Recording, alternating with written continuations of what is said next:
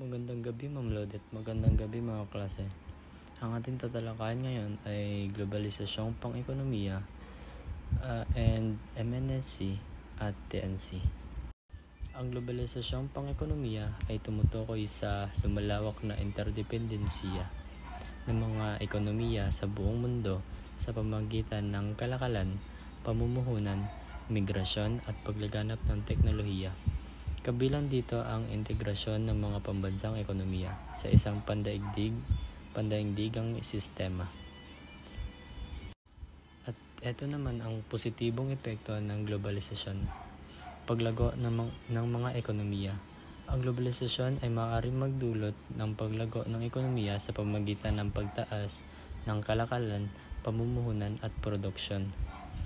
Kabilang naman dito ang paglikha ng trabaho.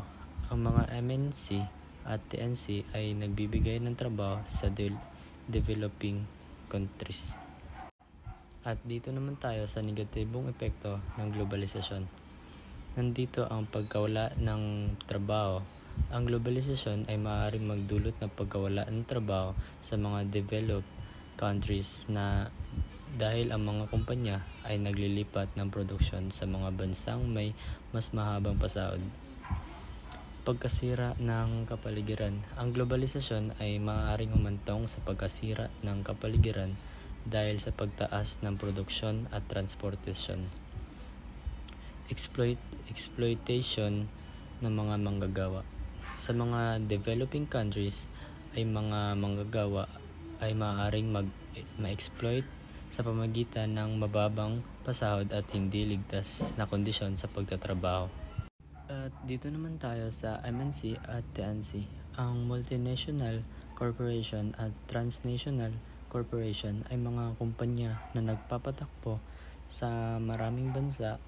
Bagamat madalas gamitin ng palitan, mayroong pagkakaiba sa pagitan ng dalawa. Dito muna tayo sa MNC. Karaniwang may punong tanggapan sa ibang bansa, tinatawag na home country, at may mga sangay o subsidiary sa ibang bansa. At dito naman tayo sa TNC. Hindi kinikilala ang sarili sa isang partikular na bansang pinagmulan. Ang mga operasyon at pamamahala ay nakakalat sa iba't ibang bansa. Ang MNC at TNC ay may malaking papel sa globalisasyon. Nagdadala sila ng pamumuhunan, teknolohiya at kasanayan sa mga bansang kanilang pinapasukan. Sa madaling salita, ang MNC ay mas nakasentro sa kanilang bansang pinagmulan, habang ang mga TNC ay mas desentralisado na nagbibigay ng higit na otonomiya sa kanilang mga sangay sa iba't ibang mga bansa. Para silang maaaring pagsilain ang mga ekonomiya sa pamamagitan ng pag-aalok ng trabaho at teknolohiya. Ngunit maaari ring harapin ang pagpuna para sa mga potensyal na isyu tulad ng pagsasamantala sa paggawa o epekto sa kapaligiran.